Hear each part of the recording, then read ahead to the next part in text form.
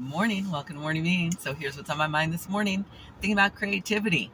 And the reason I'm thinking about that is because I read the Daily Stoic podcast episode because I get it in an email and I get it as a podcast. So this morning I was actually reading through it, and he was talking about creativity and how anxiety and fear are so disruptive for creativity and such a waste. Such a waste. And why is it a waste? Because generally speaking, we have anxiety around something that hasn't happened, right? And the buildup in our mind is usually so much worse than the actuality of it. It's true. I mean, think back at times when you felt anxious about things. And I'll give you an example. Okay, so went to a gun show this weekend. Never been to a gun show, by the way. That was an interesting experience that I probably won't do again, but it was interesting. There was this guy who was hawking bulletproof backpacks that a person might use, like if they're going on a plane or something. And that was how he was pitching it to us. That's how he was pitching it to me. And I kind of looked at it, I picked it up, and I'm like, I said, it's not big enough. It's not big enough for a carry-on for me.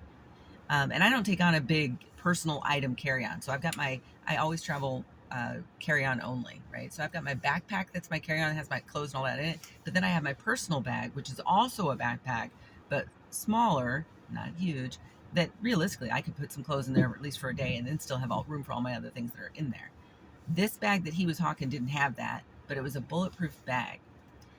And the thing about it is that's really preying on fear. It's not about being prepared, it's preying on fear. The odds that that will happen, right? And my husband and I were talking about it this morning because, well, we were talking about that, but then I was like, well, it's just preying on fear because I can remember when bulletproof backpacks for children came online, when people started hawking that. Think about the society you have to live in where we are now creating bulletproof backpacks for our children. That is so fucked up. Sorry. Did I say that out loud? Yeah, I probably did. Okay, it is. It just is. That's messed up. We need to fix that. And the fact that we haven't fixed it, and we're probably I think we're the only country in the world that I can think of where that is a huge problem. And by that I mean mass shootings at schools is a problem. So much so that people decided it'd be a good idea to start a business of bulletproof backpacks. Yeah. So anxiety around that can really screw with your creativity, your ability to be creative, if you're surrounding yourself by things like that. This is what I'm saying. Don't watch the news, Don't watch the news. Don't read the news. It'll get to you. It'll find its way to you if it's really critical and you actually could take action on it, because that's kind of an important part here.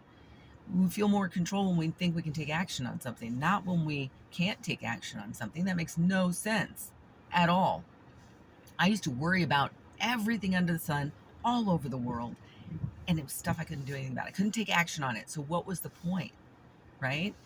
So think about that. When you're anxious about stuff, you're worried about stuff generally that hasn't even happened, and or stuff you cannot do anything about. And so that is zapping your creativity, your ability to be creative or truly creative. And honestly, some of that stuff could be channeled into your creativity. I mean, think about the various books that over on Booktok, people are having this argument about whether or not Booktok should be political. You know what? Just about every book you read is going to have some sort of political element to it or some sort of comment on society in it.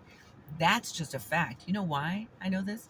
I'm a writer, but also because when you, as a writer, try and approach agents to get an agent, one of the things they ask you about is, what's the theme of your book? What is the universal theme of your book? What is the one thing that everybody could tie into with your book? So yeah, it's going to be political. Books are going to have some sort of political element pretty much all the time. That's just reality of it. And part of the reason we do that when we read those things is so that we can live vicariously. For young people, it's a way to approach a topic in a non-threatening way. It's a way to think about a particular thing in a non-threatening way. That's the importance of it. That's why they need to read the books. These books that get banned in the book talkers, I don't want political bullshit. We need to be able to do that because that's actually healthy. That's healthier than that child experiencing the bullshit that's happening, right?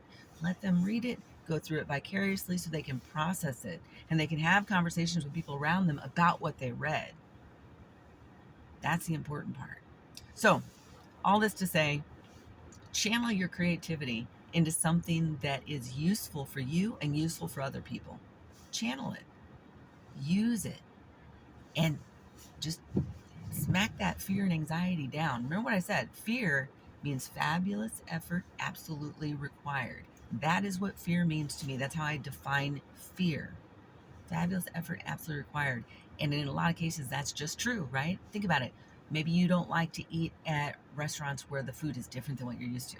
And now you have some fear around that. Go do it. Just go do it. Maybe you've never gone into a mosque. Maybe go visit. Maybe you've never been to some other type of temple. Go do it.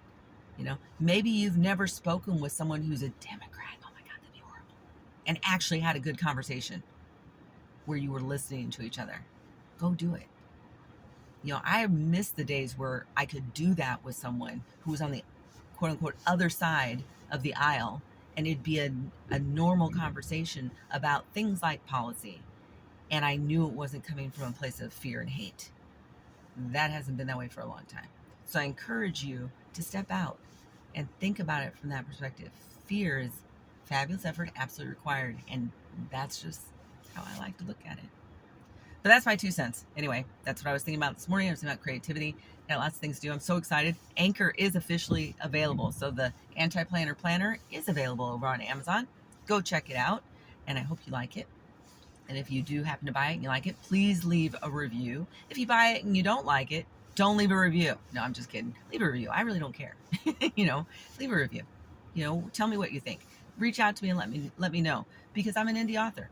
So I can make changes as needed. If somebody says, oh, there was a typo, crap, I missed it. I hate that, by the way. That happens to every writer, by the way, whether they're indie or traditionally published. Something gets missed. It's just life. Roll with it, right? It just happens. It's not particular to an indie author. Trust me, because I read a lot of books. I found errors in traditionally published books too. But anyway, go check out Anchor. It's the Anti-Planner Planner. Go check it out on Amazon. Have a great day. See ya.